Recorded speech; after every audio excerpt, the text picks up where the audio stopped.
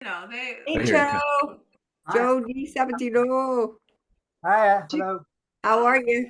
I'm good. I just got back from the Gateway doing. Zora. Do you have a dog, Joe? I had a dog. Betty asked me to tell my dog story. He has a fabulous dog. There are at least 3 amazing dog stories here in the room. Ralph's coming with his. Look, Money. Stay here, Money.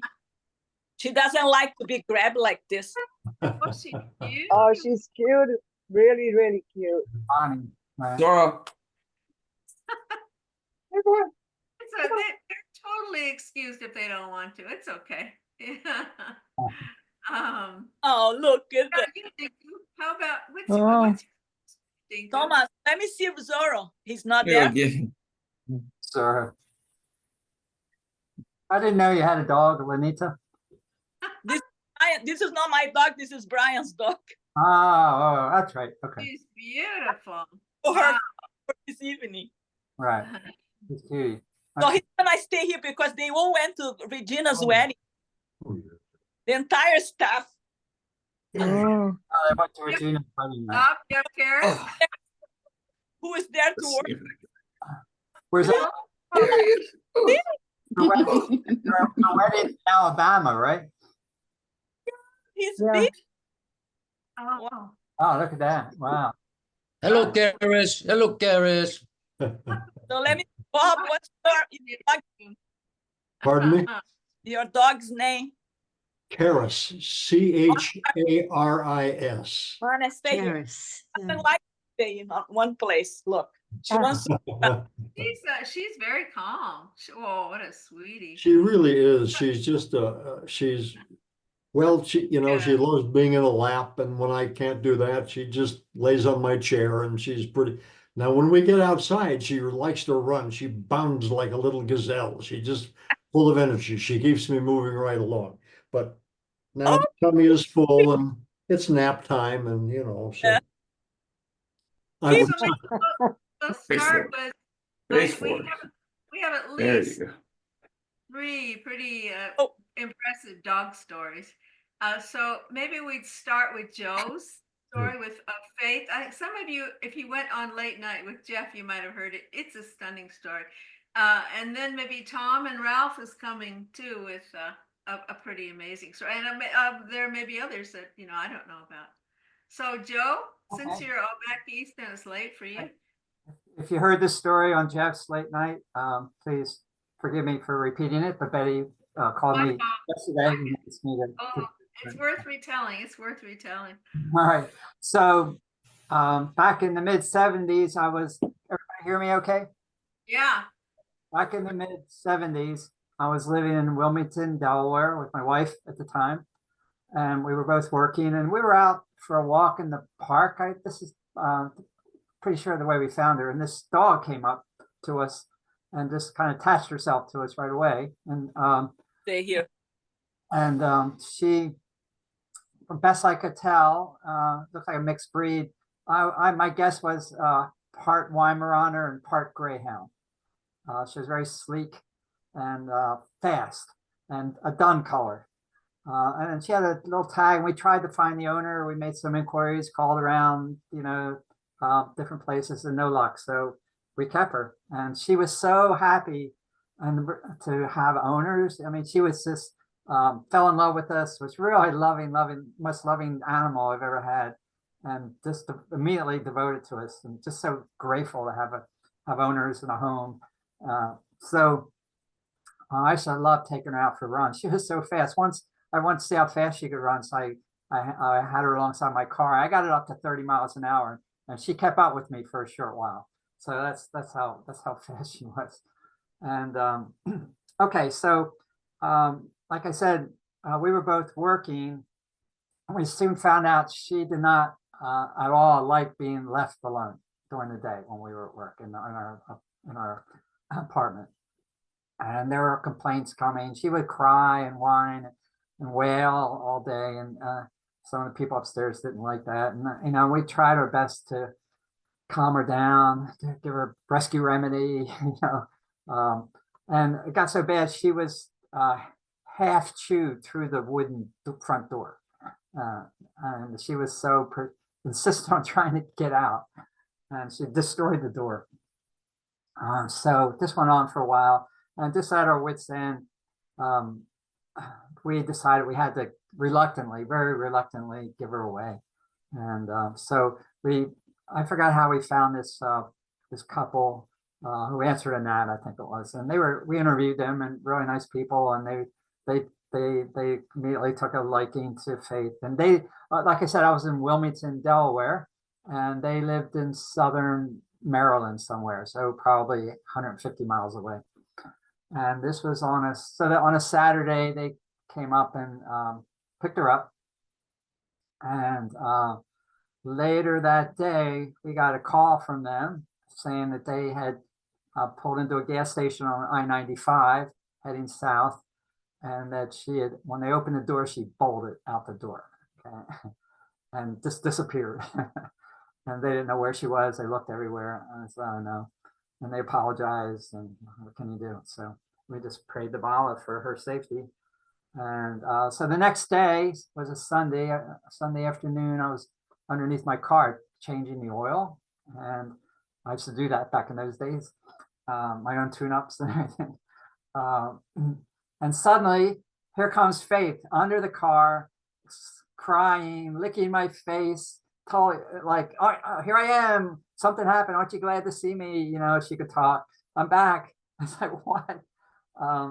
And so I figured it out based on where they told me she had got out. So she must have come she must have been about 60 to 65 miles from home when she bolted from that car. Okay. Wait, she covered that in one day, or how long did it take? One day. She covered in one day. I know. So like I said, she was fast. And she must have come right up I-95, and she had to cross, I don't know, the Susquehanna River. There's a bridge on the Susquehanna River. I don't know if anybody's gone north on 95 to New York, coming south. And that's a long bridge, and it's a wide river. I think I said half a mile, but it's not that wide. It's probably a quarter mile wide. But afterwards, when I went over that bridge, there's no there's no pedestrian walkway. It's just highway right up to the guardrails. So she either went across that bridge with the cars at top speed, I guess, and maybe it was nighttime by then. I don't know how she survived that, or she swam the river and got across. One or the other, I have no idea. And then kept going. And it's a long haul from Susquehanna up into Delaware. There's a toll booth there that you had to run through the toll booth. And then all the way up, it's another 20 miles from the southern Delaware to 25 miles up to Wilmington. And there's 3 exits off I-95 into Wilmington. And she must have chose the right one and just worked her way through the neighborhoods right to my house. So that was just, and oh, I forgot to tell you, we had named her Faith. So it was really an appropriate name for her. And I couldn't give her away after that. So we talked, my wife and I, and we decided, well, if we get another dog, that keep her company, that should settle her down. And it did, actually. That settled her down. So I wish I thought of that in the beginning, but I didn't. Thank God for that. Yeah, thank you. Yes, thank you. Yeah, so this really touching her devotion. She must have been abused. I mean, she was really kind of very neurotic about being left alone. But all heart and devotion and incredible athletic ability and speed. So yeah, I'll never forget her. Okay, that's my Faith story. So yeah. Thank you. Thank you. Do you have a photo of her? Wow. I did, but it's been lost in all the moves I made over the years. How long did you have her? So we had it for several years after that. Yeah, actually, let me think. Well, that was in the 70s, well into the 80s. Yeah, and then she just passed away. Yeah, but we kept her to the end. Yeah. Wow. Yeah. Wow, amazing story. But after that, I mean, I used to love taking her out. There's a big park there, Brandywine State Park outside of Wilmington, DuPont Country. And lots of open ground, and I just let her loose, and she would just run like the wind. It was just really, really amazing to see her run. Yeah, she was the fastest dog I've ever seen. Yeah. Wow. Wow. Oh, I'm so glad you, good. I'm so glad you came, Joe. Yeah. That's a great story. Great. I had totally forgotten about it. So it was Jeff's idea about pet stories, and that just came up. I had totally forgotten that whole episode with her. What time in my life? Yeah. Bob, you got something to say? You're muted. What? Yeah. You're good now. No. Muted now. Unmute. There, can you hear me? Yes. Okay. Joe's wonderful story reminded me about a dog I had many years ago, and I'll tell it briefly. The dog's name was Muffin. I don't even remember where I got her, but she was kind of a maniac. I remember looking out into the backyard where clothes were hanging on the line one day, and she would run across the yard, jump up, and grab a hold of whatever she could, and then drag it off the line and then run back. She was something. She had a lot of energy and kind of wacky. But she was a lot of fun. And then my wife and I moved. My wife at the time moved to another place, and our first son was born. He was just a baby. And I don't remember if something happened. I don't remember if there was an incident, but my wife did not trust Muffin around the baby. And so we talked about it and decided to find her a home, and we did. Not too far away, probably 3 or 4 miles away from where we lived at the time. And I was very sad about it, but we took her to this new home. I was teaching school. I was teaching fourth grade at a school about halfway between where we lived and where this home was that the little dog went to. And about a week after we gave her to these folks, I came out of school late in the afternoon, and Muffin was lying under my car waiting for me. I mean, I was just amazed. But I thought, so I took her back to the people who we had found and said, look, this breaks my heart. And it did. I thought, how can but I have to. So I took her back, and they said, oh, my word, well, thank you for bringing her back. And I never saw her again. So I assumed that everything was okay. But that was really hard. It just really. God, that must have been horrible. Yeah. Jeez. Well, you meet again in another life for sure. Yeah, who knows? It might be this one come back. Bob, how far away? How far did she have to come to find you again? Your I think it was probably no more than 2 or 3 miles. Oh gosh. But I had never had her to school before. I mean, it was kind of a straight line between her new home and the school that I taught and where we lived. So somehow or other, she picked up a scent, somehow knew I was there, and she knew my car. So once she found my car, she just stayed there until I came out of school. So. Wow. Oh my goodness. Yes, this is not new information, but their sense of smell, I once read scientifically, it's like 500 times more than a human, or something like that, some like outrageous amount. Yeah. It's 1,000. Is it 1,000? A sense of direction must be. Amazing sense of direction. Wow. So Tom, how about you? Well, okay. So I got a couple of stories about Zorro. He made an appearance. Did everybody see him? He's kind of hard to corral. Okay.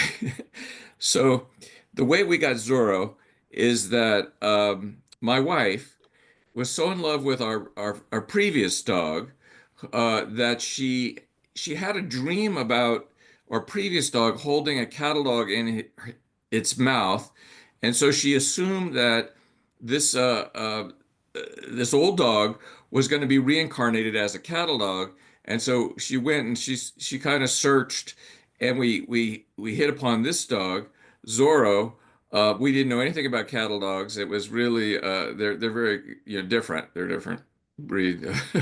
He's really but he's great. I love him. He's a great dog. But so these dog stories are really connected to my wife, who passed 2 years ago, and she was a really, really big dog person. And so this we had this dog named Mystery, and it was she was a here's a picture of her. See if I can see. Can you all see that picture? Oh, yeah. And Uh-huh. the caption says, "Look around, it's a beautiful day." Oh, And I'm not exactly sure wow. who framed this for us and gave it to us, She's Yep. because beautiful. that's not my wife's handwriting. Uh, anyway, that really typifies her. She was a real adventurous dog. She would like go places, um, and run away. She ran away a lot. Anyway, her main companion was this other dog named Dixie, who was just a fanatic for the ball. She would just, live and breathe retrieving balls. We think she was a border collie mix. So Dixie lived right next to us. We lived in a town called Murphy's, and would come over and visit with Mystery, and they would run away together, but they would always come back. Um, and our next door neighbor got upset with Dixie because she tried to lunge at a UPS driver. She didn't bite him or anything, but she was on this chain, and she would lunge at him and get her. So our next door neighbor, unbeknownst to us, took her to the pound and just gave her up. Yeah. And that pound at that time, and I think it still is, was not a no-kill shelter. So she was scheduled for euthanasia in a couple of weeks. Um, and so Kitty went to the pound and said, "Well, I'll take her." And he said, "No, we can't give her to you because she was labeled as aggressive, even though she never bit anybody. She lunged at a UPS driver, which, all dogs dislike for some reason." Anyway, so Kitty went to the next door neighbor and said, "I really wish you had told us. We would have taken her." Um, and the next door neighbor said, "Oh, I'm really sorry. Let's go to the pound and I'll get her released to you." So we went to the pound. She and my wife went to the pound, and the friggin' guy who ran the pound said, "Oh," he took her aside, the other owner, the owner, and said, "No, you really shouldn't do that because this dog is aggressive, and if she bites anybody, even down the road, it'll come back to you," which isn't true. It goes to the new owner. So the next door neighbor refused. So Dixie was in prison and slated to die, and my wife went to the pound every single day and, like, comforted her, visited her in jail. And in the meantime, she went to the board of supervisors, and we got an ally and one of the supervisors who we tried to get Dixie released. So that never happened. The pound refused. They dug in their heels. They said, "Our experience, even though she's never bitten anybody, I know that this is an aggressive dog, and I know she should be put down." It was very strange. I think it was all just this political shenanigans. Anyway, they released her to the supervisor, for on probation or something, and we just assumed that it was over, I guess. I'm not exactly sure looking back. So Mystery and Dixie were reunited, and they started their travels again. And so Marita Calloway, the supervisor, lived a few miles up the hill from us, and the dogs would run back and forth from one place to the other. We would try to, you know, not let that happen, but it was something that they just would escape. Anyway, Kitty and I went out of town, and Marita had the dogs with her, and for some reason, some kind of brain lapse, she allowed these 12-year-olds to walk the dogs, and the dogs, sensing weakness, ripped their leashes off out of their hands and were off. And this was really rough territory. They went into just the wilderness, and they were gone for like days. And we searched and searched, couldn't find them. And then finally, we came to find out what had happened was uh, this couple was driving down this road in this really deserted area and saw Mystery running around in circles. And Mystery stopped the car and led these people to where Dixie had gotten hung up with her leash in rocks. And yeah, so she and Dixie was scared, and so she growled at these people. And Mystery went to to Dixie and kind of calmed her down. And so they both got in this car where these people were so kind to bring him the car, and they were driving her back to civilization, both of them. And like with your dog, I forget her name. What was the dog's name? The Greyhound. Faith, Faith, Faith, What's it? Faith. Faith, Faith. Hey, okay, well, just like that dog, they went to open the door to get some more information from the college, and the dogs just bolted. Uh, so we discovered that from where the dogs bolted to our house, they were on the way, but Mystery pulled up lame, and they camped out on this women's porch, and eventually they called.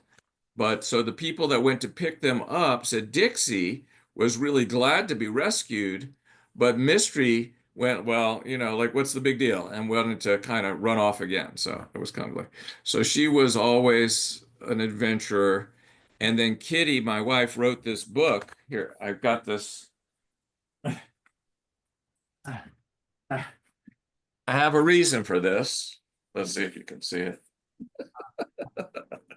Anyway, it says Song of the Pack, Mystery and the Gift of the Wild, the two books in this compendium. There's a reason I have a big poster.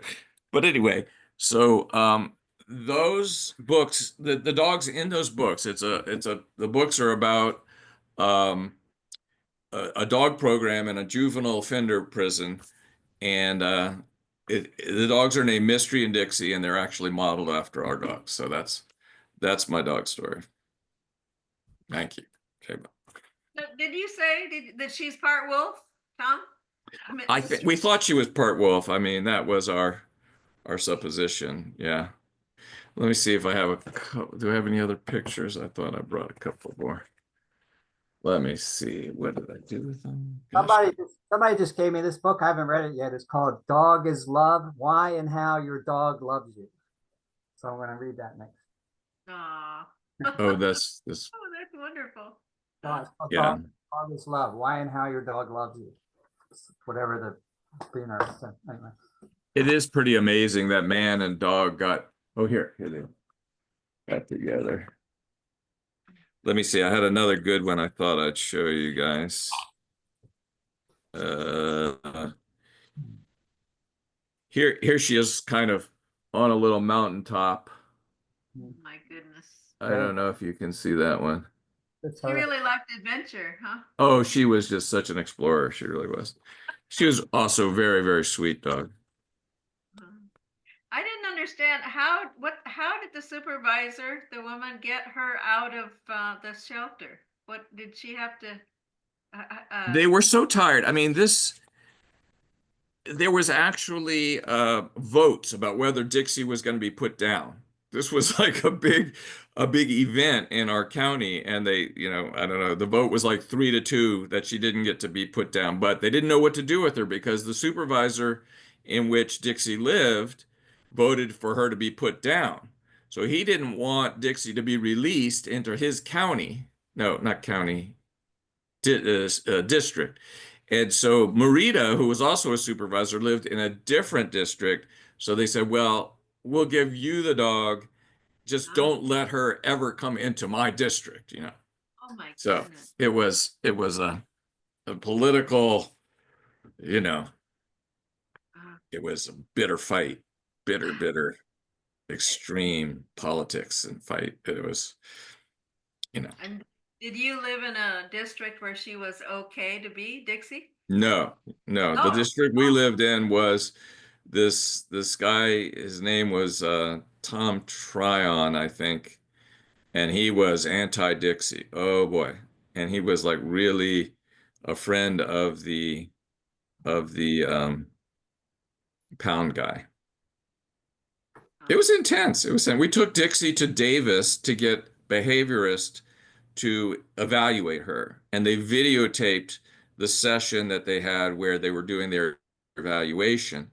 Um, and we didn't know that these behaviorists always side with the pound. That's almost a policy.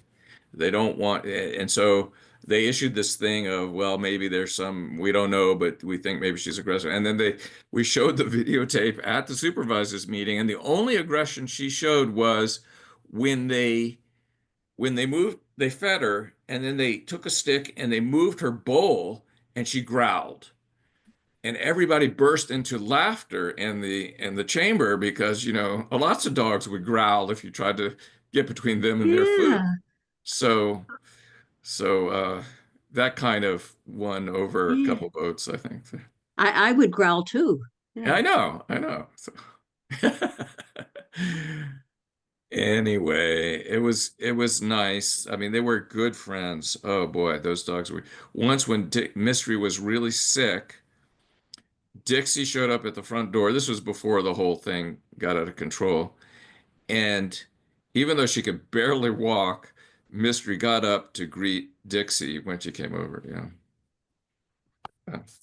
wow. I don't know. But Thanks, both of Tom. those dogs were also very, very loving. Yeah. Yeah. Yeah. And these, I've got the book here. These dogs were the stars of the canine stars of this book, Kitty's book. I got the book also. Yeah. Huh. I think a few of us Thank you did. guys so much for getting that book. I finished it a bit ago. It's a wonderful book. Oh, did you, Bob? Thank you. That's wonderful to hear that. Marcia, what you got? I wanted to say about Richard though. I think about this all the time, that how you felt the master's hand when you looked at Audie once. You felt this direct connection. That stayed with me, that whole statement. Where are you? Yeah, one time when I was heading Audie, and this was probably after Monty died, but it was as if on his head I saw Baba's hair when he was young, with all that hair, on the back of his neck and all that.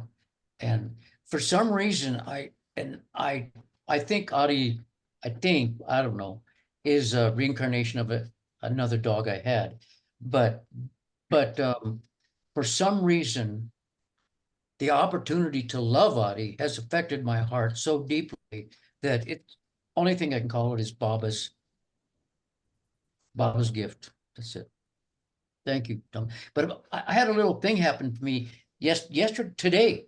I was somehow you popped into my mind. Actually, it was your dog popped into my mind, and might have been walking Audie, and I thought Arrow, and then I thought, oh, what a nice names. 2 dogs, Bo and Arrow. Hey Bo, hey Arrow. Then I suddenly remember, no, Zorro. That won't.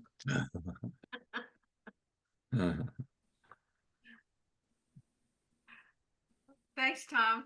That's wonderful stories. Wow. Marcia, did you have something? Yeah. I was looking for a picture. I have Gidget, and before I had Gidget, I had the dog named Lucy, and I've had 8 dogs. So, anyway, I'll look for a picture of them later. So I had Lucy, and we moved from Chicago to Vernon Hills, and she was the greatest dog. And my niece called me a couple weeks before and said, can you take my dog Gidget, because I can't keep her any longer? And I said, oh yeah, Lucy can have a friend, so that's a good idea. And then this was Memorial Day back 2019, And 2 days before, my Lucy got really, really sick, and she was like a 75-pound bulldog pit bull. And my daughter came to visit, and usually the dog always sleeps with me. And I didn't see her that night. And I said, oh, maybe she was with my daughter who was sleeping in another room. And in the morning I came and she said no. And we found the dog in the bedroom, and she just got suddenly really sick, and she died on Memorial Day. And then my niece called me up. I was supposed to take her dog, and I said, oh, my dog just passed away. I don't really know if I can deal with having a dog.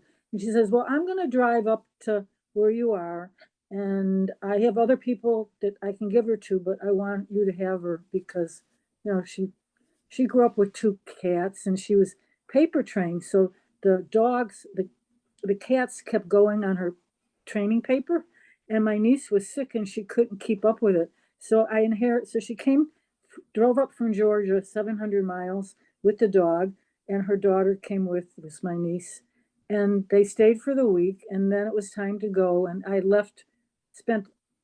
they left a lot and left her with me, and then they left. And there I was, my dog died, and then I had this Gidget sitting there looking at me on the couch like, look, I just got dropped off here. I'm not very happy, right? And I think that most of you have seen that story, And the funny story is that I had a dream about Lucy, and I was my house had a, a, a patio door that looked out into this big baseball field, like a field of dreams, And then I stayed at Jackie's house when I first came to Myrtle Beach. And she had, when you looked out the window, it was kind of the same view. And I had a dream, and I saw Lucy outside the window, and she was with another dog, and she was rolling around to let me know she was with Baba, and she was happy, And then as time progressed, this dog became my glue. And she's like, uh, if I sneeze, she wraps herself around my neck, and she watches out for me, and she barks at everybody from the car. And she's crazy about, I can't water plants without knowing that she's going to be screeching at the water when I'm watering. And it's really hard. She's got this really sweet voice, like, hoo hoo. And then she's got this like crazy, like, and so it's really hard to water because she's like screaming at everything. She's a really a strange dog, but I feel like this dog is all the dogs that I've ever had, not just from this life, but wrapped into like a spirit dog. She's like an angel. And she's a service dog now and emotional support. And when I walk down the street, nobody sees me. All they see is the dog. And she makes so many people happy. She's like a gift, right? So anyway, I was going to show you a picture of my Lucy, but I can get back to that. But I'm trying to think of this. I had a cat. This is another funny story. Am I taking too much time? I had a cat. He was a Siamese cat, and he traveled. This was in the 1970, and I was going out to California driving by myself. I was pretty brave. And I was driving with my cat. He was a Siamese cat. His name was Spook. And we drove up to meet my person I was going to be with, my husband. And we drove all across the country, and then we ended up living in a place called Blue Jay in the mountains, San Bernardino Mountains. And this cat was like a dog. I mean, when I would go outside, he would walk with me, and he would and at that time he wasn't neutered, and he would go and walk in the woods with me, and he would always keep me in his vision, and he wouldn't run away or anything. He was just totally cool cat. And one day I got locked out of the house, and he sat on the top of a chair near the storm window, and he tried to open it to let me in. He was that smart. And then when we went back to Chicago, I had a goldfish, and it was in a goldfish bowl, and the fish had jumped out of the bowl, and the cat was sitting by the bowl, and it was still alive, and he was going, "Whoa, whoa, whoa." So he actually saved the fish. He was amazing, Yeah. And anyway, Gidget's like my favorite dog right now, but I say that with every dog. They're all my favorites. I had my daughter, I also got a dog from my daughter. His name was Minnie.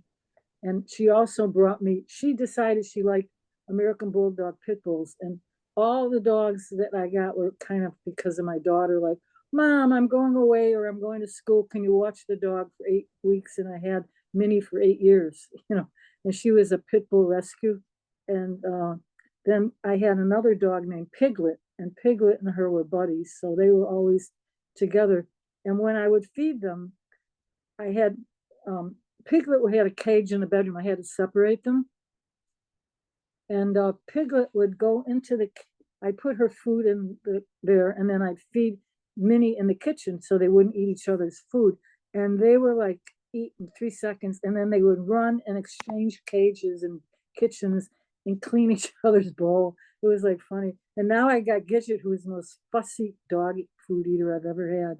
She's like really Miss Finicky, and she's totally spoiled. Anyway, Jay Baba. Yeah. That's great. Thank you so much. I think I can, Marion, you might have to help me, but I think if I play my harmonica for Zorro, we might be able to get him to howl. Yes, So yes. let me go grab him and grab my harmonica, and I'll be right. They don't like some of those notes. Was Dinku's the one who has the stray dog, right? Came to her apartment building.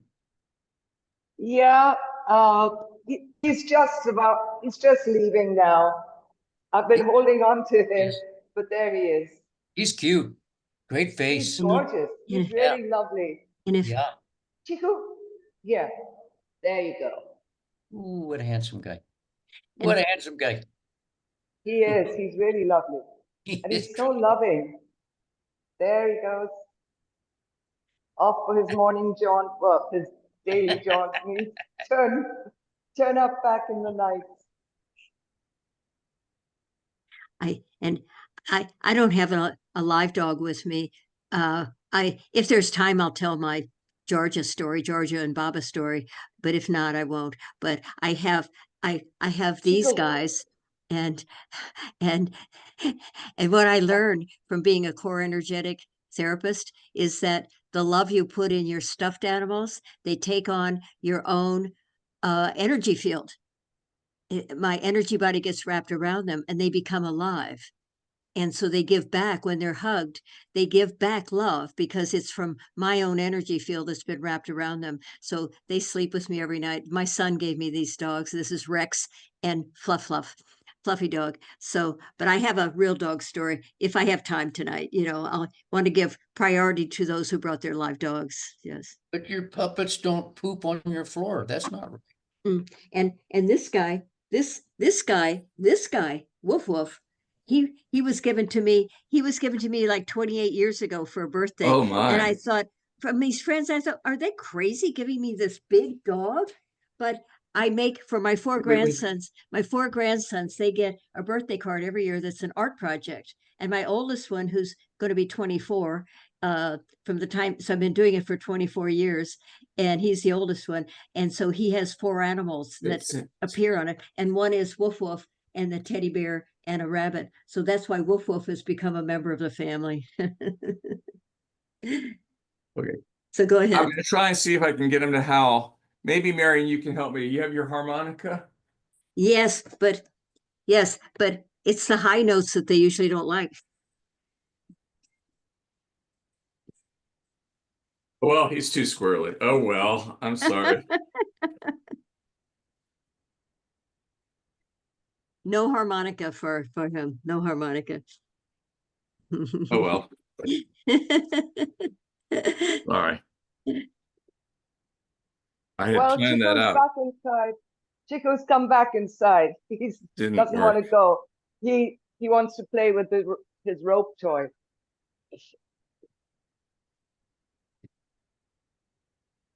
Were you all there for Jeff's dog meeting where he showed a picture of Chico? Well, he's petrified of loud noises, and we had the Ganesh festival a couple of weeks back, and they make a lot of noise going past. So this guy is so scared, he shakes a lot and he sticks to me. I opened the refrigerator to take my dinner out and he climbed in. And I mean, He I was climbed in the refrigerator? he climbed in. I'll put a picture up. I don't know if you can, I don't know how to show it to you. I can send it to Betty maybe and she can show you. He, you know, for a minute or so, I was just stunned. I couldn't believe what I was seeing and how he managed to do that. But it was amazing. And finally, I couldn't get him out. So I had to switch off all the lights and including the refrigerator. And then You he couldn't get him finally out of the climbed up. refrigerator? No, I couldn't. But it was really it was something else. I'll send the picture to Betty if she can show you guys. What do you? I mean that picture went viral because I sent it to the I other can people whose imagine. homes I can see why. he goes to. Yeah, Betty, I'm sending it to you. What do you call him, Dinku? Actually, he came with a name tag saying Chiku, Chikoo. Betty, you're muted. Betty, I've just sent it to you on WhatsApp. Okay, I'll see if I can find it. Okay. He's a part-time dog, right? Doesn't he live someplace else as well? He doesn't live. Well, he kind of goes. I have this 8-lane, you could main road on outside my house, and he goes across to the other side. That's from where he came initially, and then he goes roaming around everywhere during the daytime. Sometimes at someone's house, sometimes somewhere else, but he always comes back to this cardiologist's place in the evening. And he waits for him to come back from his clinic. So this doctor has to, you know, as soon as he tries to get out of the car, this guy jumps in and he just sits there on the front seat waiting for the doctor to come and bring him home. I mean, to my place. Oh, for heaven's sakes. You mean he's far enough away that he has to drive to your house? He's not. He's been going up and down a lot, but he loves going for car rides. So he's kind of everybody's dog, Dinku? Or yes, he is. He's a real free spirit, and yeah, everyone just falls in love with him. But he likes your place, it sounds like. Yes, for some reason he started coming into my building. He's still sitting outside. He started coming into my building. This was sometime in I think end of March or April. And one day my neighbor called me and told me there's a dog outside her door. So I went and checked, and I didn't approach him immediately, but I called this guy who's sort of like a paravet. He came and he saw him and he said, "Oh, he's very friendly and this and that. And he has this tag and contact this person." So I did. Can you show your video, Dinko? Can you? I'm sorry? Can you show your video? We can't. We're not seeing you. Oh, sorry. Yeah. Oh, I have to switch this. Okay. Yeah, and then another neighbor said, "Oh, but he's been coming to our building. I'm on the second floor, and he used to go and sit on the first floor." So we'd go down, pet him, and you know, he'd come every evening. We'd leave some water and dry dog food out for him. And my husband left for the US on the 14th of April. On the 16th, I was coming back home in the evening, and he was there. Before I could get to him, he just got up and walked up the stairs to my door and came in as if he knew the place, you know. And I really think he's maybe I used to miss my Rocky so much. Yeah. I used to tell Rocky, yeah. "Please come back. You know, I wish you were here with me and stuff." And I think somehow or the other, Rocky's come back. I And guess. that's another amusing thing. You know, he had this little tag on his collar which said Chiku with a phone number on. And one day, I was going to go to my friend's farm. That's about an hour and a half away from here.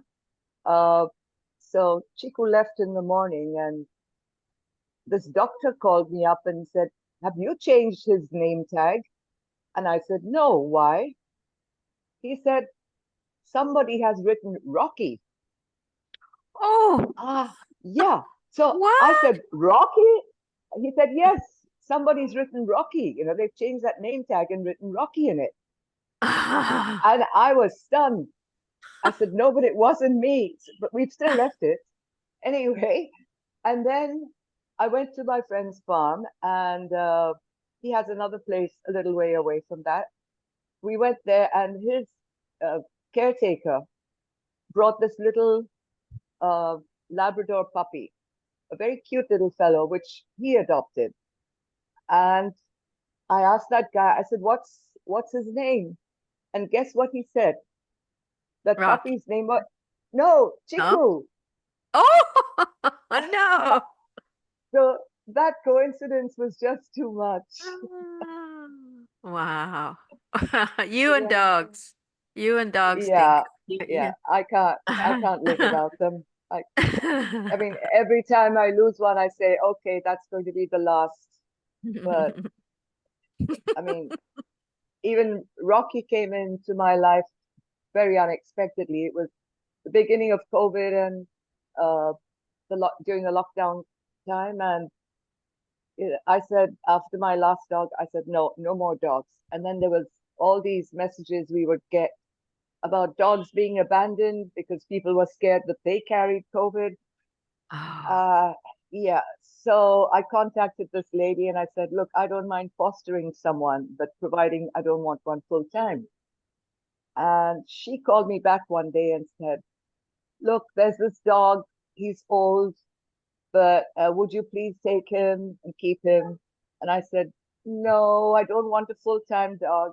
And she said, oh, please, but you know, he's very sweet and this and that.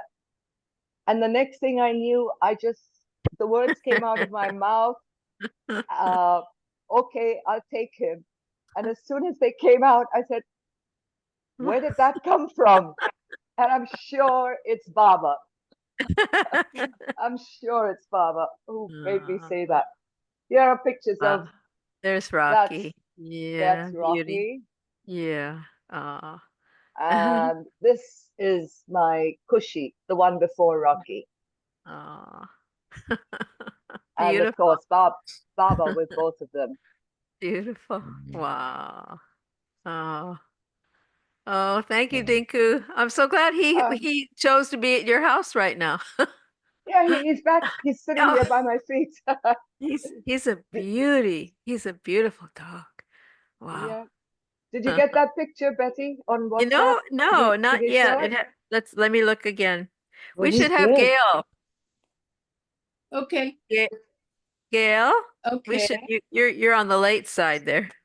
Okay. No, that's fine. I will start with the first experience I had with a Boston Terrier. What happened with my grandparents? They had a dog named Spunky, and the funny thing about Spunky is every time Spunky would live a long time and then die, and they'd get another dog named Spunky. And just kept naming the dog Spunky. So you never had to learn a new name. So we didn't have a dog when I was little, but we got to play with Spunky a lot. And then my dad came home from a business trip, and it was wintertime, and he had on one of those really heavy overcoats with the giant pockets, wool, and he pulled a puppy out of his pocket. He always, it was around Christmas time. That's so cute. Yeah. Coming back from the tobacco market in the Burley Tobacco Market, which is in Kentucky and Tennessee. And so we got a puppy named Missy. And during that time, we lived in a small town in Henderson, North Carolina, but we were going to go back to Durham where they had grown up, and I was born, my brother was born, my sister wasn't born yet. And so we took Missy to the house they bought, their first house, and they were building the house that we lived in for a long time, until my dad died. And so we loved Missy, but one day we came home from school and the milkman had run over Missy in our yard, had to drive, but it was Oh my God. up over the curb. The dog was in the yard, which was, the dog usually chased cars, but in this case, Missy was just sunning in the yard and the dog got run over. So we got a new baby about that time, my sister Holly. So we didn't get a dog until I was in high school, and one of my friends' dog had a mutt, cute mutt, and I got a dog and named him Tootsie. So that was not a Boston Terrier. When I became a Baba lover, within a month, I got a Boston Terrier from a rescue. It was an older Boston Terrier. So that was very cool to check both boxes, that you got a dog that needed a home, and I got a Boston Terrier and named him Buster. And at that time, let me think. I think it was the semester, it was at Christmas time before my older son went off to college the next fall. And my younger son's 3 years younger than that. So the younger son trained Buster, and he loves dogs. And so he trained Buster, and Buster was a great dog, but Buster died of cancer. Can I ask you a quick question, Gail? Sure. Can you describe the scene where your dad pulls the puppy out of his pocket? Were you there, present, when that happened? Yes, he knocked on the door, and I guess we knew he was coming home, or maybe we didn't. I don't know. I don't know that we were expecting him. I think he knocked on the door, and I guess my mom said, "Let's see who's at the door," because we were standing at the door, and I said, "Hey, I'm home," and then he pulled out this dog, and this little sweet little puppy, a really little dog that he had brought back, and he also had some Christmas presents, and he gave me a ring, which was a real ring that I still have, and he said, "If you don't take off your ring, you won't lose it." So I still have that little real ring, but my brother also got a ring, and he lost it in the mud puddle the next day. And years later, we found out that he got it at the dime store, that he knew that my brother would want something similar. So, so that's the scene where it's But the kids were really excited. How many kids were there at that scene? 2. My brother's 15 months younger than I am. And were you really excited? Did you guys like go nuts over this dog? Yeah, we were, especially because we loved Spunky. So it was a Boston Terrier. So we were really, and puppies, kids love puppies, and so yeah, we were bouncing off the walls and couldn't believe we got a puppy. And so we were really, really, really, really happy to get our puppy. So you had a lot of experience with Boston Terriers even before you became a Baba lover. Yes. Because I was assuming that you did that just because, of Elizabeth, but no. So that's I found out, I started reading like crazy when I became a Baba lover. I was in my therapist's office. That's who told me. Stephen Gage told me about Baba. I heard about Baba when I was in college, and it stayed in my ear. It didn't go to my heart. I knew about Baba, but there was no connection. And, Baba always says he has to take it from your ear to your heart. So I knew when he told me about Meher Baba, I asked him to tell me about the universe, because he was always saying the universe this and the universe that. I said, well, tell me about the universe. And he told me about Baba, and it was just instant conviction, and conviction is from Baba. I mean, so I had a sizable bank account with Jesus, and I just moved it straight over to Baba, and we went on. I went to a Quaker college. It was wonderful. It was a great place for me to be. It was in Greensboro, North Carolina, which was 60 miles away from Durham. And I took 18 religion courses. I was the first kid in my family to go to college. My parents went to college, but I was the oldest. And I didn't know it was unusual to take 18 courses in your major. So took that and art courses. But you were heavily into Jesus at that time? Yes.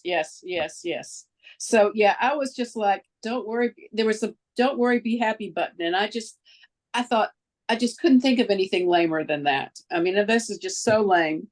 And you know, poor me, I didn't understand it.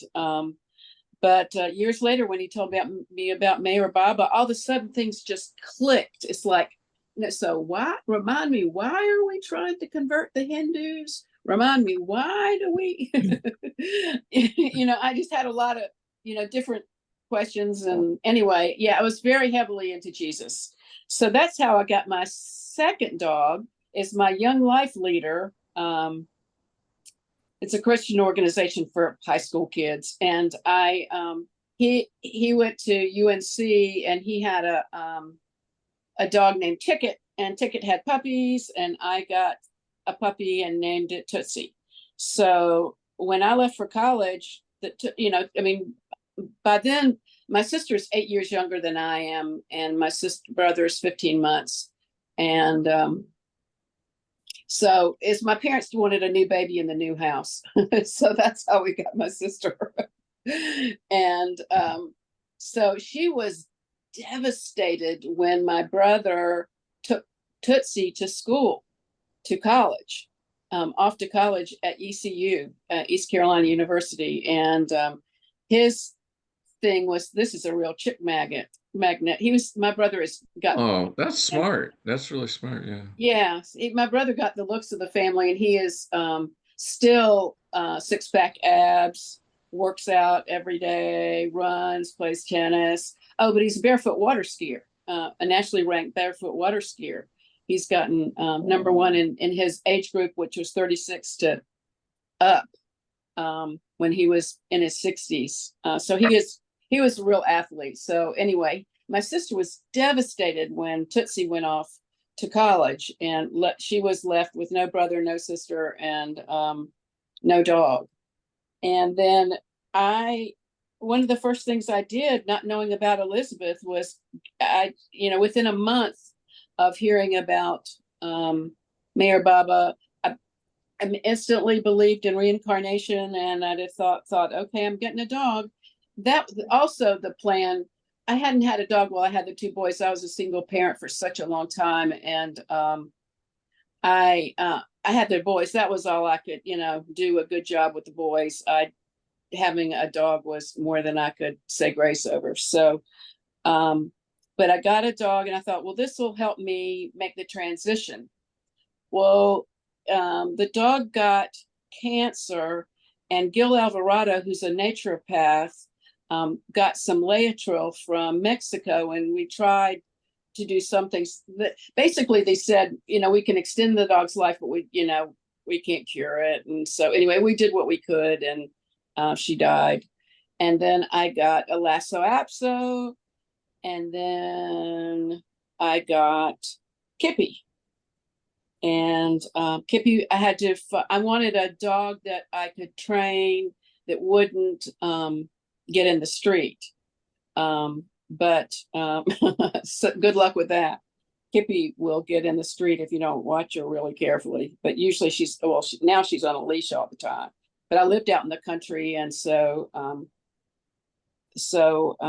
I got Kippy, and I don't have a picture of it now, but soon at Arti, I'll give you the picture's worth 1,000 words. She is really little. She's only 16 pounds now, fully grown, but she is standing on her crate with 3 different hunks of yarn that are all scrambled up. And you think, so whose fault is this? It's such a funny picture of her just looking like, innocent. But one of the things, the big stories about Kippy is I left her when I went to India for 5 months. She stayed with my best friend.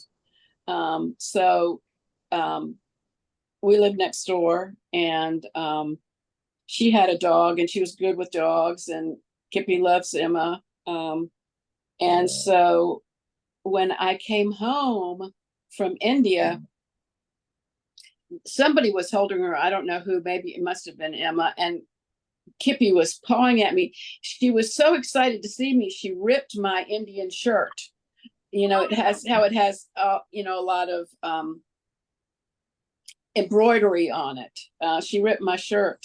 So I went with a friend 6 months later and got another one just like it. But that was Kippy's story of, so Boston Terriers are real special to me. But this is the only one that I got, that I bought in particular. If I got another Boston Terrier, I'd probably get a rescue. So J Baba, she's a cutie pie. She's real loving and sweet. She's sitting here she snores just the least little bit. If anything is touching her snout, and that they've got that smashed in spout. But man, one of my friends said, boy, who had known me through all the dogs, is, you really love that dog, talking about Kippy, and I really love this dog. Wow. Thanks. Oh, that's cute, Marcia. What's the? Yeah. I'm not seeing Marcia. Where are you, Marcia? I came in my bedroom because this was Lucy dressed up for winter in Chicago. Kippy can't stand to be dressed up. I knit all kinds of things, and she doesn't want a hat. She doesn't want, she just stares you down when you put a costume on her. This Halloween. is why I left Chicago. Wow. For winter. Oh my goodness. You couldn't walk. It's like That Lucy? Yeah. Yeah. Wait, I'm going to show you. I was looking for a picture of Minnie and Lucy together. Oh, I have a picture of. This is a great picture of me and her. Look at that. We've all got our phones. I had a dog that loved to dress up. Let me see if I can find her. Gidget doesn't like to dress up. No way. This is Dinku's. Yeah, there she is in the refrigerator. Oh, in the refrigerator. Look, Tom. Oh, wow. And you Yeah. I've never seen that. What yeah. the heck? Never heard of that. That is really freaked out to get into a refrigerator that's cold and stay there. Oh my God. That was That's one hot dog. Yeah. Your reaction was exactly my reaction. What the heck? Wait, here's a. Hi. That's not good. Let's see. Here's Gromit dressed up. Wait a minute. I have a story about my very first dog. I forgot about it. Let's let Richard. Richard hasn't had Yeah. a turn. Show you pictures. I was going to tell a story about my first dog. Great. And Do you still have Arti? oh yeah, You he's do, sitting right yeah. here right now. Okay. It took me over a year. Finally, he started. I had a whim. I was in Sprouts and they had some canned dog food, a stew, and so I thought I've tried everything. So I several different cans of pate dog food, whatever. So I tried this, and he started eating it, a whole can, and so every day eats a little bit of this compressed sliced turkey, a little cheese, and then he just yummies this stew. So that's been going on for at least 6 weeks. So that's it made me so happy because I was worried about him every day. I'd worry about what he was going to eat, what he would consume, blah, blah, blah. And so, I mean, I'm walking him and it's like, finally his poop is normal, he actually poops, But this story I was going to tell you is about my first dog named Duke, and I didn't name him, but he was a smaller dog. And do you remember him, Bob? You remember him because we put in I a. do, because I used to walk him for you when you were working. Yeah. Yeah. Yeah, that's right, a lot. And Yeah. so, but Duke was an escape artist. I mean, he did everything. So one day I was looking for him, and I couldn't figure out where he had gone. And I don't know what occurred to me, but at one point in his adventures, he had found a female, a little smaller than him, not much, on a block over in the alley. And I had actually encountered the woman that owned that dog one time, and she said she couldn't figure out how that girl kept having puppies. Oh, no. And so one day I was looking for Duke outside, and he was a rambunctious guy. I mean, he really was, and full of energy and juice and happy. Oh my God. But anyway, he loved adventure. But so I can't remember how, but I went around to check. I think I heard something in the alley behind the fence, cedar fence, right? So I go back there and look, and there he is, and he is in the middle of having sex with the same little girl dog, same woman dog. Oh, And I dang. thought, yeah, totally. I mean, public display of raw, you know. And so I think, well, what can I do? So I kind of grabbed him gently, and because he's right in the middle of having sex with her, and I kind of Oh, grabbed him, and Richard, I'm how trying can to you do that? trying to pull him off in a way, and I could not get him off her, and they were locked together. I mean, I couldn't do anything, so I just let go of that, and I don't know how but I eventually talked to someone about this. I explained it, and I don't know, I think it was a vet, but she said that the dog's penis, when it enters the female dog, expands. And that's what it was. I could not separate. They were locked together. So that must be nature's way of keeping a female from getting away once the dog has started his I don't progress. know. But that was wild. And so I I think it was imagine true love. I think you interrupted. well, Here is Annie, one of our dogs, in a cow outfit. Can you see the little udders Oh. there? Wow.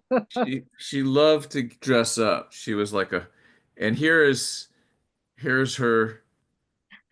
Oh, where? Let's see. Here is the other dog is in a bumblebee outfit. I don't know if you can see. Yeah. So Oh, Okay, let's see the picture again, Tom. well, here's both of them together in a cow and a bumblebee, and here she is. She was. Can you see the udders? Yeah. She was like, and she was a diva. She really loved to dress up. Let's see. I have one where she's the bride of Frankenstein. Here they are in, what is this one? She's I think some sort of alligator. I don't know if you could see that. Alligator, and he's like I don't know what he's doing. And then finally I'll just get over myself after this one. Hold on. Who was responsible for the costumes? You or Kitty?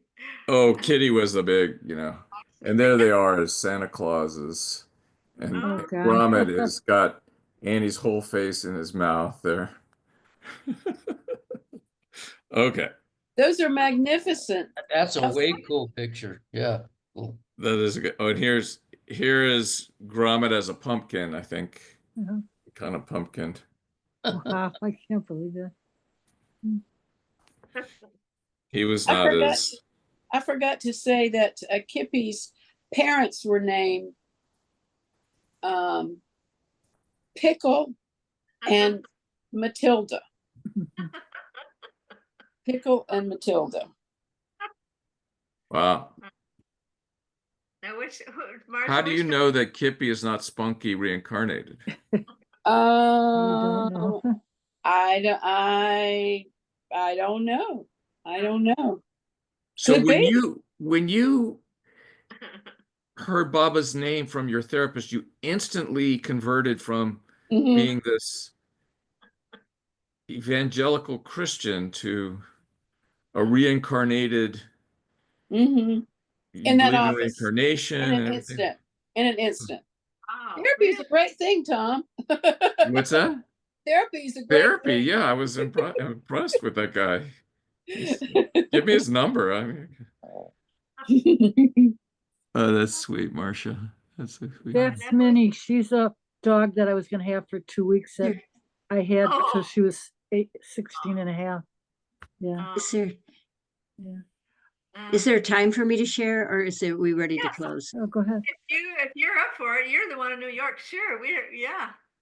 Uh, because yeah, if it's okay, if there's enough time. Yes, Okay, please. because I had many relationships with many dogs, and growing up and everything, they're very important to me. Cats too, and so, but this one that I wanted to quickly read. It's not a very long story, because I named it Georgia and Baba, because this was my son's rescue dog. My son lives in Ohio, but when he lived here before he was married and all, it was a rescue dog, and she had never been uh, um, exposed to other dogs. So she would want to attack. She was only about a year old when he got her. Someone was going to leave her tied to a tree in Central Park and abandon her. Oh, wow. My son found out and rescued her, and she was just wild. She would try to attack other dogs. She would probably killed other dogs. So, because she had never been socialized with them. So we Kind had of a this. dog. What? What's her breed? She was a mixed breed. I don't know if you can see this. Can you see her? In the middle, she's on my Oh, sofa, she's big. and big. down below she's with me, and up above with my son. So she's not huge. She looks huge on the sofa, but you can see her with my son there and with me there. And so but I had so anyway, it was my son's dog, but he worked a lot, and so she was with me a lot, sometimes stay over and all that, and I'd take her out to Central Park for hours at a time, but I always on a leash. And the park dogs are supposed to be on a leash, but a lot of people would leave their dogs off, and if they came near us, I would say, get away, because this dog is territorial. I didn't say, hey, my dog will kill your dog. I'd say she's territorial. Get your dog on a leash. But I didn't take her around a lot of other dogs. But then there was this woman, Linda Tellington Jones. She's very famous for doing the T-touch with dogs and animals and humans. She's just remarkable. She was out in Arizona.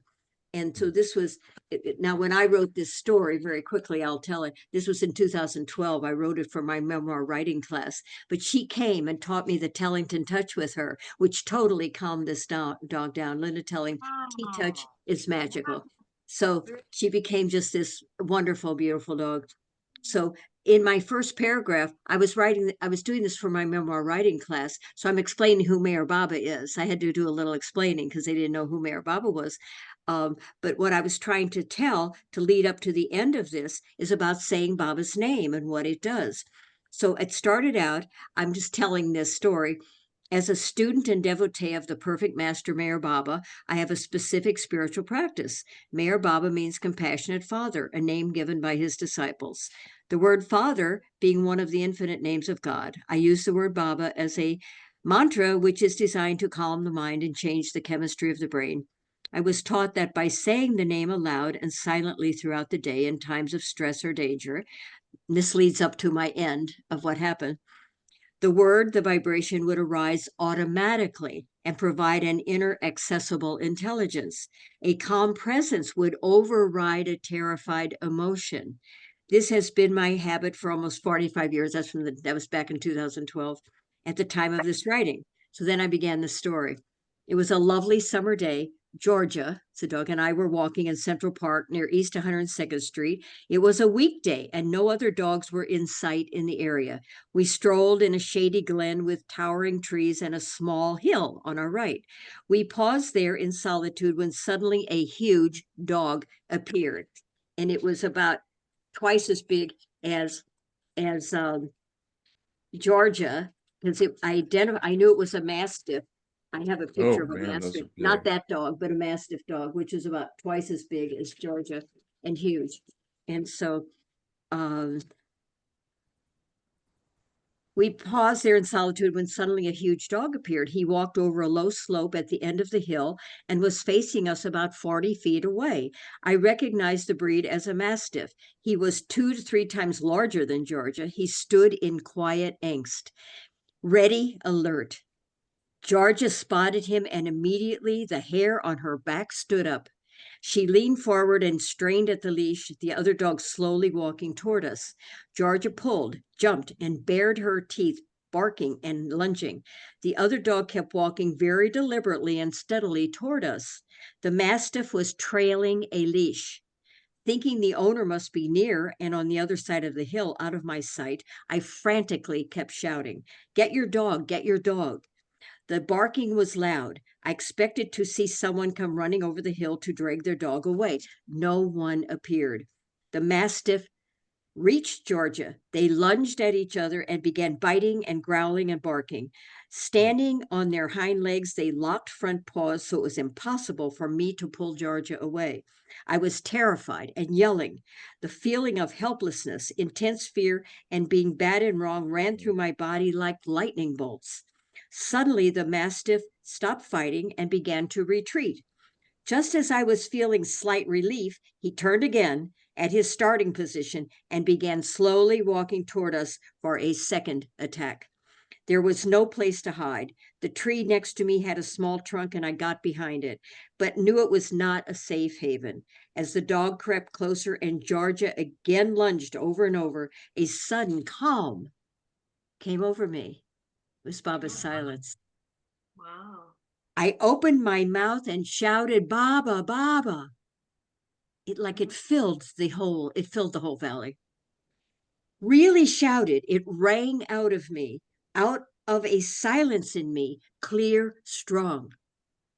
The Mastiff stopped, as though a shield had been put up in front of him. He was not startled, nor did he look afraid or threatened. He slowly turned, walked up the slope, and over the hill. Georgia calmed down as though nothing had happened. I stood still. It was what I call grace, shifting into a self that is totally present and powerful. When the danger was over, some emotions came back. I wanted to run up that hill and follow the dog so I could chastise the owner. I knew better. The owner might be far away and the dog provoked. I had surrendered, and it was time to let go and just move on. So Wow. That's a great story, Mary. as an epilogue, I'll just very briefly read this. I had never read this in Lord Mayher before, and I knew about, we all knew about saying Baba's name and all that, but this was a little different. Here I come across in Lord Mayher after that, in the volume 4, if you ever come across, this is Baba's words, any such savage animals, or if you find yourselves in a perilous situation, cry out my name loudly. I will then save you. Even if you die, you should know that I've saved you, because my protection is real protection. I always protect my lover. There is a difference between remembering my name and actually saying it out loud. In the eventuality of your body being overcome with fear in the presence of any wild animal or other creature, such as a snake, at such moments of danger, you should loudly cry out my name, so loud that the sound of my name falls on the creature's ears, which will immediately make it as meek as a lamb. I never heard that one before. That's amazing. I'd never read that. I knew about Baba's name. We all did that. But I had never read that before. And it was like right after that, I read that in Lord Mayher, because that big Mastiff dog did not shudder. It was like became meek as a lamb and walked away. And so that was my Georgia and Baba story. So glad you Amazing said that. story. It Yeah, was wonderful. amazing. Yeah. That's amazing. Gail, you got a hand up? Oh, I didn't ever take it down. Sorry.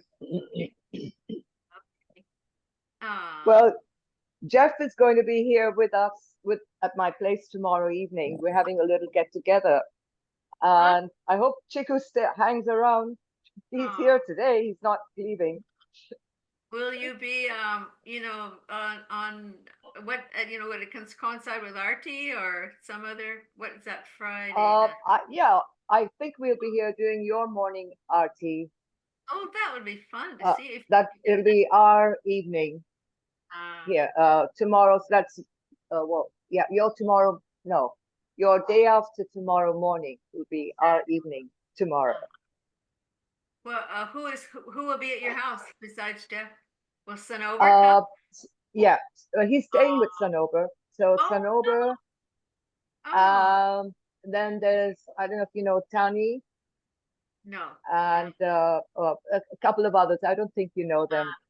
Nice. Oh, Anita Dastur is going to be there yeah. because Oh, go ahead. Mayor and Yasmin are going to Mehrabad for Duni. Right.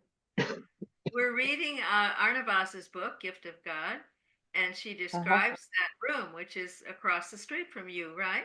You showed us Yeah, yeah, yeah, Artis's room. So, yeah.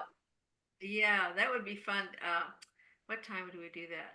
It's kind of noontime East Coast. Well, anyway, I told them all that you showed us the room, and there had been writing Baba's name around the top of the wall. Is that right? Or maybe you didn't. No, I never saw that. Yeah. Did you go inside that room? Yeah, I've been to that house a number of times because I knew Freni Dada Chanji. How do I? She was married to Dara Dada Chanji, so that's Nagish's brother. So she used to live there, and I would go across the road, to meet her and be with her. She's passed away now, and that flat's been, I don't know, taken over, I think, by the landlord. Oh, okay. Well, I imagine it's late for East Coast.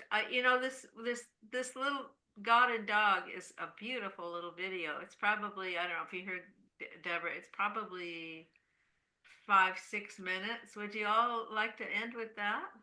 Sure. Yeah, sure. Let me see if okay. Thank you, everybody. Thank you so much for your Yes, stories. thank you. Wonderful. This was a lot of fun. Just right before the video, do all of you know what dog spells backward? Yeah. God. Yeah, God. God.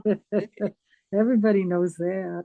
I know that. But I had to say it. I have one quick little thing. My first dog, I Yeah. always wanted a dog and we never had one. And then one day my parents took us to this place called Lamb's Farm. And we decided, my dad said, oh, we're going to get a dog. So he looked at every single dog in the place and he found this one that he thought was so quiet. It was a black Cocker Springer Spaniel, right? And it was sitting there and like, take me home, take me home. Well, the dog was a total surprise. He was a terrorist. He would like break out of the house through the back porch and run away for days and come back in the middle of the night all dirty, right? And then when I walked him, he would never go to the bathroom and he would pull me down. And then he used to snip at my cousins we lived in a 3-flat, and my cousins were afraid because my mom would put him on the porch and he would like try to bite everybody. And finally she gave him back, and but he was like an amazing dog. He like barked at every dog and he was just like crazy. And even bit my dad once, and my dad really loved him. He didn't want to give him up, but it was his name was Jet. I'll never forget. I forgot about him. Yeah. So anyway, he was a funny dog. Yeah. Yeah. They're all so different. Dogs are weird. Then finally when my daughter was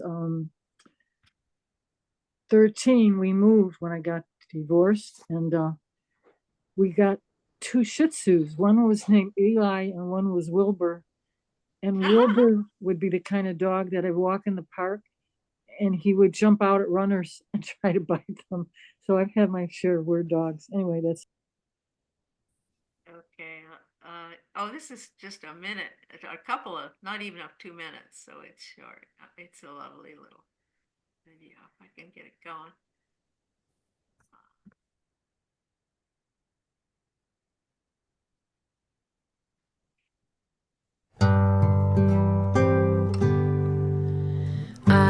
look up and I see God. I look down and see my dog. Simple spelling G-O-D. Same word backwards D-O-G. They would stay with me all day. I'm the one who walks away.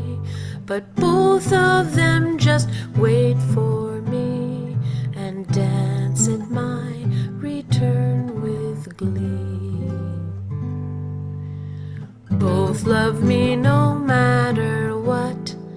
Divine God and canine mutt. I take it hard each time I fail, but God forgives. Dog wags his tail.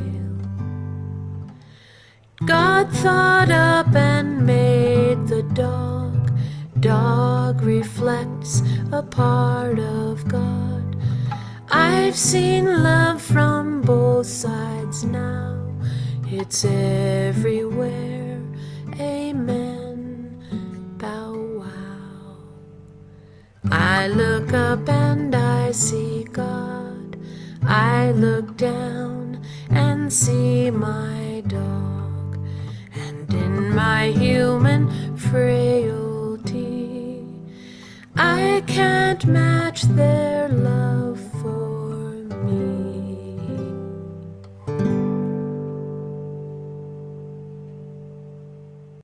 Thanks, Betty. That was wonderful. Oh, that is great, Betty. Yeah. Amazing. How'd you find it? Thank Well, you. Deborah sent us the link. I've known about it. She where's Stop Share? But Yes. Deborah, isn't that just precious? Yeah, That lady absolutely is. Yep. is Yep. a Christian musician. Such a beautiful movie. Isn't that just beautiful? Yeah. Mhm. Yeah. Yeah. So the link is in the chat if you want to copy it. Yeah, I've saved it. Thanks, Deborah. And thanks, Betty, for showing it. Yeah. Well, thank all of you for sharing your dogs Yeah. and cats. I'm so sorry Ralph missed because he had a nice story about his dog Betty. But Well, he can tell it at Arti. We can make time. he did tell it. That's what that's why I know. I'm about it. surprised he's not here.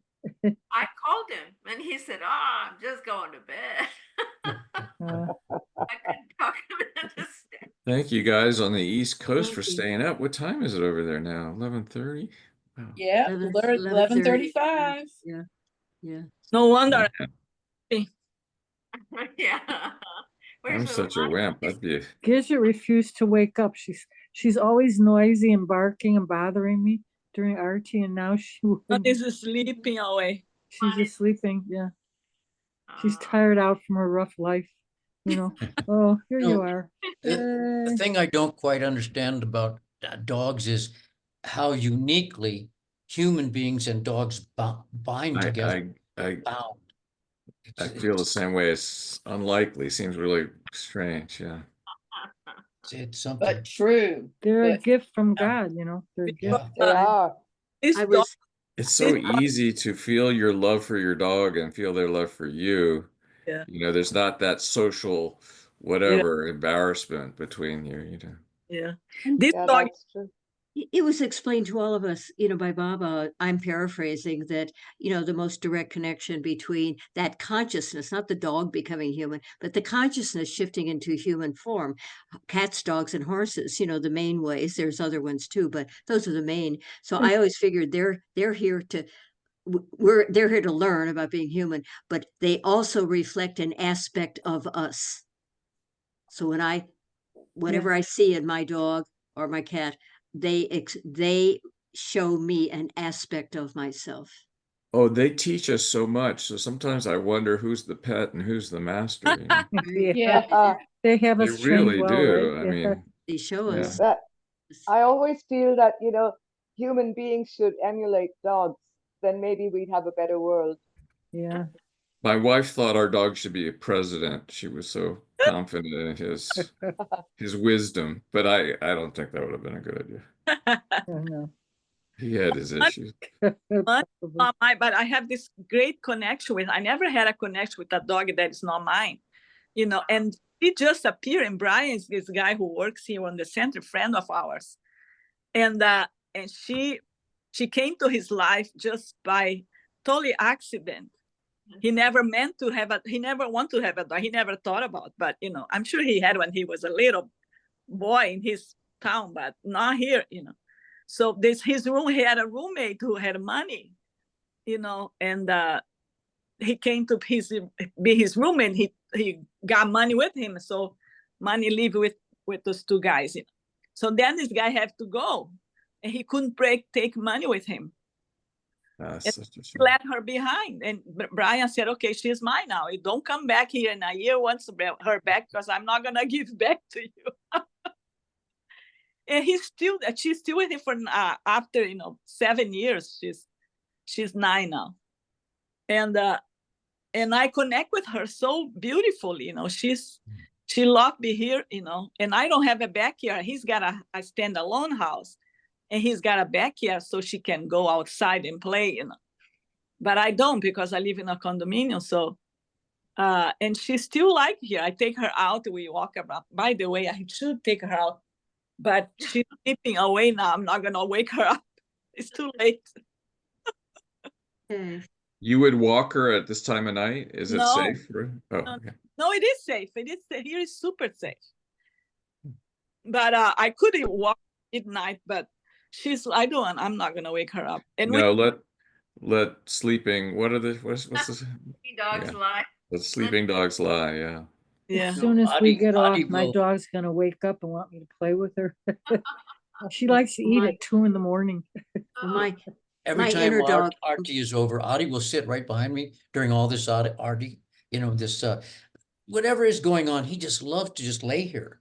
It's Baba, but as soon as it's over, wham, he wants to go out in the backyard, and he takes me out there. He started this a long time ago, a year or more ago, to meditate. And he expects me to go out there with him no matter what. So I put on shoes and I'll give him a bone, and maybe I'll take coffee I drink late. And I'll just go out there and meditate. And in the summer, it could be an hour or more. But that's what he expects. He'll go to the door and look right at me. Let's go. Is that what he does? He just sits there? Yeah. Yeah. When you guys are on screen, he just lays behind this chair. I don't dare back up. And that's what he does automatically every time I've ever been. But outside, Wow. what does he do outside? Cool. Outside, well, I used to have a beautiful yard, but during the process of enclosing a porch and getting his original friend and him and dividing the yard up, all the grass got gone. So now it's weeds and trees. I plant trees. That's what I do. I love but it's weeds. And he just goes out there and lays down with the dog, just a regular bone, chewy bone, and milk bone. And Maybe but he's I wanna- meditating too. I want Yeah. to tell you one more His little own story way. real quick. There's 2 dogs catty corner behind me in the alley. And one of them somehow, I don't know how this all developed, but it's Honey and Mud. And I met their owner one time, Honey and Mud.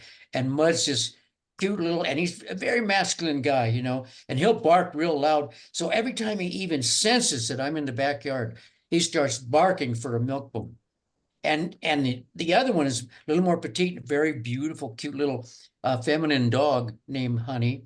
And if she's back there, she'll kind of squeak and almost never bark, but she'll let me know so I go back there with a couple of milk bones and give them over the fence. I give them, but I mean, if I'm in the backyard and they haven't had a bone, he won't stop barking. He actually calls me. And then Artie, knowing that I'm going to give his bones away, he'll get up on the pedestal overlooking the fence and he'll shriek with, scoundrel, scoundrel. That's a great story. I'm gonna have to go. You guys Me too. outlasted me. Wow. Yeah, Yeah, All I'm getting you. tired. yeah. Save up all Good you. night, Thank you. everybody. Thank you, Bye, everyone. Been fun, Thank guys. you. Bye. Really fun. Thank Thank you. you. A wonderful Thank evening. you. Thanks for Wonderful. hosting, Good Betty. Good idea. Yeah. Yeah. All right, doggies. Bow wow.